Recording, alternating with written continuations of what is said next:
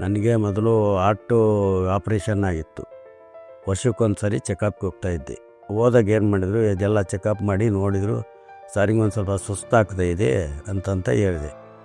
ಆವಾಗ ಅವ್ರು ಏನು ಮಾಡಿದರು, ಚೆಕಪ್ ಮಾಡಿ 2 ತಿಂಗಳಿಗೆ ಮಾತ್ರೆ ಬರ್ಕೊಟ್ರು.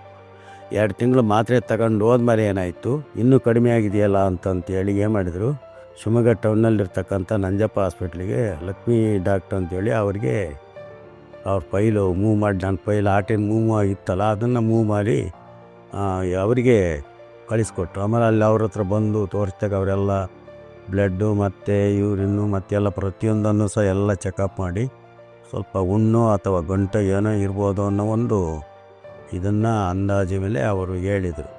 ಹೇಳಿದ್ಮೇಲೆ ಮತ್ತೆ ಮಾಡಿದ್ರು, ಅವರು ಮತ್ತೆ ಅಫ್ಜಲ್ ಸಾಹೇಬರಿಗೆ ಇದನ್ನು ಮಾಡಿದರು. ಮತ್ತೊಂದು ಸರಿ ಎಂಡೋಸ್ಕೋಪಿ ಮಾಡ್ಸೋಣ, ಆವಾಗ ಅದರಲ್ಲಿ ಕರೆಕ್ಟಾಗಿ ಗೊತ್ತಾಗುತ್ತೆ ಅಂತ ಹೇಳಿದರು. ಮಾಡಿಸಿದ ಮೇಲೆ ಅವರು ಇದೆ ಅಂತಂತೇಳಿ ಹೇಳಿದರು ರಿಪೋರ್ಟ್ನಲ್ಲಿ. ಕ್ಯಾನ್ಸರ್ ವಿಭಾಗದಲ್ಲಿರ್ತಕ್ಕಂಥ ಅರ್ಚನಾ ಭಟ್ ಅವರಿಗೆ ರೆಫರ್ ಮಾಡಿ ಅಲ್ಲಿ ಕಳಿಸಿದರು. ಆಮೇಲೆ ಅವರು ಏನು ಮಾಡಿದ್ರು, ಅವರು ನೋಡಿ ಇದನ್ನು ಮಾಡಿ ಆಮೇಲೆ ಮತ್ತೆ ಏನು ಮಾಡಿದರು, ಬ್ಲಡ್ಡು ಎಲ್ಲ ಇದನ್ನು ತಗೊಂಡು ರಿಪೋರ್ಟ್ ತಗೊಂಡು ಮಂಗಳೂರಿಗೆ ಕಳಿಸಿದರು.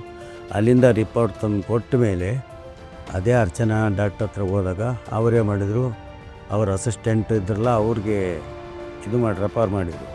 ಅವರು ಏನು ಮಾಡಿದರು, ಅವರು ನೋಡಿ ಎಲ್ಲ ರಿಪೋರ್ಟೆಲ್ಲ ನೋಡಿ ಆದಮೇಲೆ ಶಿವರಾಜ್ ಅಫ್ಜಲ್ಕರ್ಗೆ ಮತ್ತೆ ಫೋನ್ ಕರೆ ಮೂಲಕ ಏನು ಮಾಡ್ಕೊಂಡ್ರು, ಮಾತಾಡ್ಕೊಂಡ್ರು, ನೀವು ಮಾಡ್ತೀರಾ ಅಥವಾ ನಾನು ಮಾಡಲು, ಅವ್ರಿಗೆ ವಯಸ್ಸಾಗಿದೆ, ಆಪ್ರೇಷನ್ ಮೂಲಕ ಮಾಡ್ಬೇಕಾ ಅಥವಾ ಎಂಡೋಸ್ಕೋಪಿ ಮೂಲಕ ಇದನ್ನು ಮಾಡ್ತೀರಾ ಅಂತ.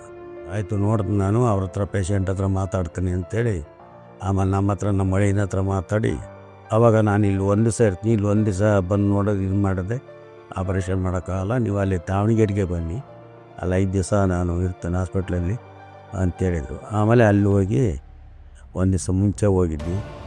ಮುಂಚೆ ಹೋದ್ಮೇಲೆ ಎಲ್ಲ ನೋಡ್ಕೊಂಡು ಇದು ಮಾಡಿ ಆಪ್ರೇಷನ್ ಮಾಡಿ ಕಳಿಸಿದ್ರು ಸರ್. ಅವತ್ತಿನಿಂದ ಇವತ್ತಿನವರೆಗೂ ನನಗೆ ಏನೂ ತೊಂದರೆ ಇಲ್ಲ. ಸಣ್ಣ ಮಕ್ಕಳನ್ನ ಯಾವ ರೀತಿ ನೋಡ್ತಾರೋ ಆ ರೀತಿ ನೋಡ್ಕೊಂಡ್ರು ಸರ್ ಅವರು.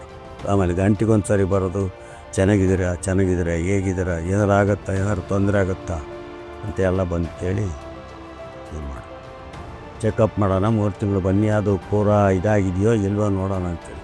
ಅವಾಗ ಮತ್ತೆ ಎಂಡೋಸ್ಕೋಪಿ ಎಂಡೋಸ್ಕೋಪಿ ಮಾಡಿದಾಗ ಆವಾಗ ರಿಪೋರ್ಟ್ನಲ್ಲಿ ಏನೇನಿಲ್ಲ ಎಲ್ಲ ಕ್ಲಿಯರ್ ಆಗಿದೆ, ನೀವು ಇನ್ನೇನು ಯಾವುದಕ್ಕೂ ಭಯಪಡಬೇಕಾಗಿಲ್ಲ ಅಂತಂತ ಹೇಳಿ ಇದು ಮಾಡಿ. ಮತ್ತೊಂದು ಟ್ಯಾಬ್ಲೆಟು ನಮಗೆ ಕೊಡಲಿಲ್ಲ.